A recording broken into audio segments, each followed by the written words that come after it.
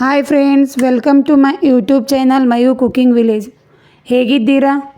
ಸಿಂಪಲ್ಲಾಗಿ ರವೆ ಲಾಡು ಹೇಗೆ ಮಾಡೋದು ನೋಡೋಣ ಬನ್ನಿ. ಒಂದು ಕಡೆಗೆ 2 ಸ್ಪೂನ್ ತುಪ್ಪವನ್ನು ಹಾಕಿಕೊಳ್ಳಿ. ನಂತರ ಅದಕ್ಕೆ 2 ಗ್ಲಾಸ್ ರವೆಯನ್ನು ಹಾಕಿ ಚೆನ್ನಾಗಿ ಮಿಕ್ಸ್ ಮಾಡಿ ಹುರಿದುಕೊಳ್ಳಿ.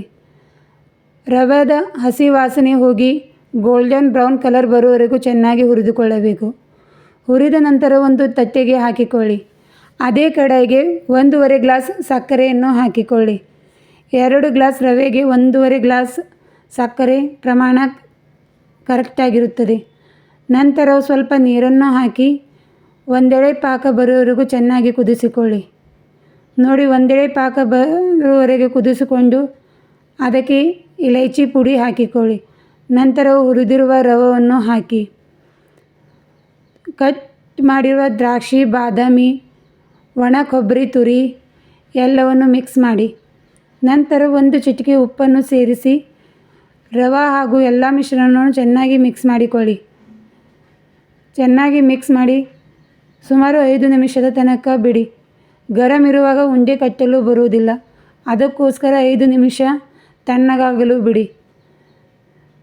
5 ನಿಮಿಷದಲ್ಲಿ ಎಷ್ಟು ಚೆನ್ನಾಗಿ ರವೆ ಉಬ್ಬಿ ಬಂದಿದೆ ನೋಡಿ. ಸ್ವಲ್ಪ ತಣ್ಣಗಾಗಿದೆ. ಈಗ ನಾವು ಉಂಡೆ ಕಟ್ಟಿಕೊಳ್ಳಬಹುದು. ಚೆನ್ನಾಗಿ ಮಿಕ್ಸ್ ಮಾಡಿಕೊಳ್ಳಿ ಇನ್ನೊಂದು ಸಲ. ಇದು ಸ್ವಲ್ಪ ಉಗುರು ಬೆಚ್ಚಗೆ ಇರುವಾಗ ಉಂಡೆ ಕಟ್ಟಿಕೊಂಡರೆ ಚೆನ್ನಾಗಿರುತ್ತದೆ. ನಾವು ಪಾಕದಲ್ಲಿ ರವೆ ಉಂಡೆ ಮಾಡುತ್ತಿರುವುದರಿಂದ ತುಂಬ ಸಾಫ್ಟಾಗಿ ಹಾಗೂ 8 ರಿಂದ 10 ದಿವಸ ಹಾಳಾಗುವುದಿಲ್ಲ.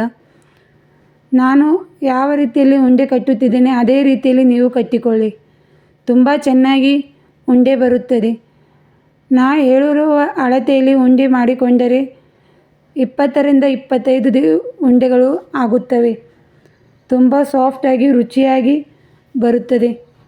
ನಿಮಗೆ ಸಕ್ಕರೆ ಪ್ರಮಾಣ ಜಾಸ್ತಿ ಬೇಕೆಂದರೆ 2 ಗ್ಲಾಸ್ ರವೆಗೆ 2 ಗ್ಲಾಸ್ ಸಕ್ಕರೆ ಹಾಕಿಕೊಳ್ಳಿ, ಅದು ಚೆನ್ನಾಗಿ ಬರುತ್ತದೆ. ನೋಡಿ ಎಷ್ಟು ಚೆನ್ನಾಗಿ ರವೆ ಉಂಡೆ ಬಂದಿದೆ. ನಿಮಗೆ ವಿಡಿಯೋ ಇಷ್ಟವಾದಲ್ಲಿ ಲೈಕ್ ಮಾಡಿ, ಶೇರ್ ಮಾಡಿ ಹಾಗೂ ಸಬ್ಸ್ಕ್ರೈಬ್ ಮಾಡಿ. Thank you for watching. ಧನ್ಯವಾದಗಳು.